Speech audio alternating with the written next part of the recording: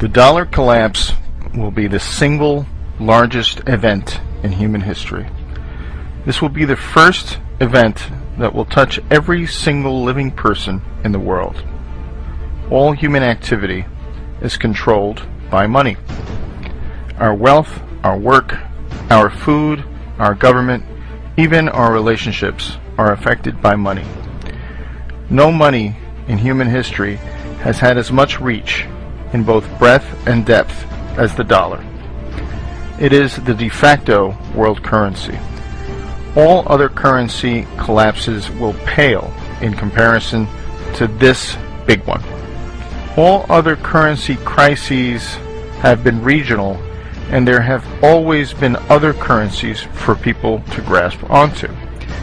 This collapse will be global, and it will bring down not only the dollar, but all other fiat currencies, as they are fundamentally no different.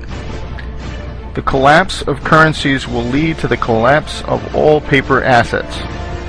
The repercussions to this will have incredible results worldwide. The dollar is the world's reserve currency. It supports the global economy in setting foreign trade, most importantly the petrodollar trade. This fuels our corporate vampires that acquires and harvests the wealth of the world. The corporate powers suppress real assets like natural resources and labor to provide themselves massive profits. The fascist statists, collectivist model provides the money into the economy to fund an ever-increasing federal government. That government then grows larger and larger, enriching its minions with jobs to control their fellow citizens. Finally, to come full circle, the government then controls other nations through the military-industrial complex. This cycle will be cut when the mathematically and inevitable collapse of the dollar occurs.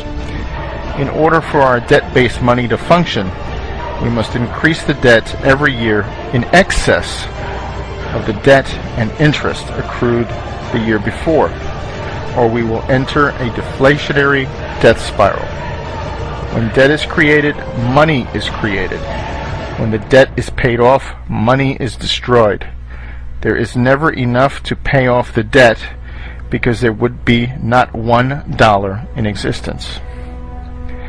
We are at a point where we either default on the debt, willingly or unwillingly, or create more money or debt to keep the cycle moving. The problem is, if you understand anything about compounding interest, we are reaching the hockey stick moment, where the more debt that is incurred, the less effective it is, and this leads us to hyperinflation. There are only two actors needed for this hyperinflation: the lender of last resort, or the Fed, and the spender of last resort, the government. These two can and will blow up the system. I believe they will wait until the next crises and the whiff of deflationary depression before they fire up the printing presses. That crisis is coming very soon, at the end of the summer or fall. The money and emergency measures are worn out. The fact that none of the underlying problems that caused the 2008 crisis have been resolved. The only thing that has happened is that instead of corporate problems, we now have national problems. In this movie, Greece will play a role of Lehman Brothers, and the United States will play the role of AIG. The problem is there is nowhere to kick the can down the road, and there is no world government to absorb the debt yet. So this leads me to the top 5 places not to be when the dollar collapses. Number 1, Israel. This Anglo-American beachhead into the Middle East was first conceived by the most powerful family in the world, the Rothschilds, in 1917. The Balfour Declaration said that there will be a Zionist Israel years before World War II, and the eventual establishment of Israel. Israel has not been a very good neighbor to its Muslim nations, and has always had the two biggest bullies on the block at its back. When the dollar collapses, the United States will have much too much on its plate, both domestically and internationally, to worry about such a non-strategic piece of land. This will leave Israel very weak at a time when tensions will be high. This very thin strip of desert land will not be able to withstand the economic reality of importing its food and fuel, or the political reality of being surrounded by Muslims. Number 2, Southern California. The land of fruits and nuts turns into battlefield Los Angeles. 20 million people packed into an area that has no water, and thus food, is not good, to say the least. Throw on top of the huge wealth disparities and the proximity to a narco state, and this does not bode well. We have seen riots from Rodney King. What will happen when the dollar is destroyed and food and fuel stop coming into this area? People will get desperate and do crazy things, especially when a huge proportion of its citizens are on antidepressants. If food and fuel cannot get in, what about Prozac? At a time when people's worlds are falling apart, they lack the ability to deal with this new paradigm. If people come off these drugs too fast, they will suffer psychotic breaks, and you will have thousands of shootings or suicides. Number 3, England. The land of the Big Brother and former empire of the worldwide slave and drug trade will suffer heavily. The stiff upper lip that the British elite ingrained into the sheeple will not work anymore as the British population explodes. The human character will sacrifice and unite for a foreign enemy, but not if the enemy has always been the elite. The Anglo-American Empire may pull off another false flag to distract its population, but I feel this collapse will happen before they pull it off. This will make all eyes point at the British elite as solely responsible for this catastrophe. We have seen massive riots for soccer matches with hooligans. What will happen when this island with very little food and fuel gets cut off? Number 4, New York City.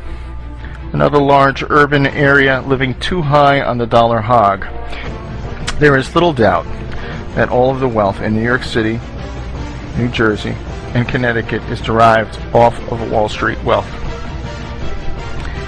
The savings and investments of the whole nation and much of the world flows through this financial capital.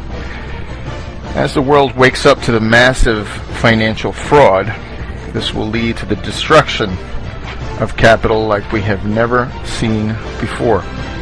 This will have tremendous effects on the regional economy as people driving in Mercedes suddenly wonder where their next meal is coming from. Number 5, Washington, D.C. The political collapse of the federal government will wreak havoc on the hugely inflated local economy. As more and more states find it necessary to assert their natural control, the federal government will suddenly lose power and importance as the whole world suffers from a global Hurricane Katrina. The money that they create and spend will become worthless, and the government minions' pensions will evaporate. Millions that once relied on the ability to force others to send their money to them will learn that the real power has always been at the most local level. Massive decentralization will be the answer to globalization gone mad. Local families and communities will forego spending money and power out of their community as they will care about their next meal and keeping warm. As Ayn Rand once said, you can ignore reality, but you cannot ignore the consequences of ignoring reality. To sum up, those areas that have lived highest on the hog in the dollar paradigm will most likely be the worst places to live when the dollar collapses. Many of you will see this video with passing interest, but rest assured, this dollar collapse is coming. It is a mathematical inevitability. We will not be as fortunate to muddle through this collapse like we did in 2008, when it was a corporate problem. This time around, it is a national and global problem. The global Ponzi scheme has run out of gas. As the demographics decline, as cheap, abundant oil declines, as hegemonic power declines, this comes at a time when we reach the exponential or collapse phase of our money. The irresistible force paradox says, what happens when an unstoppable force meets an immovable object? We are about to find out when infinite money hits a very finite world.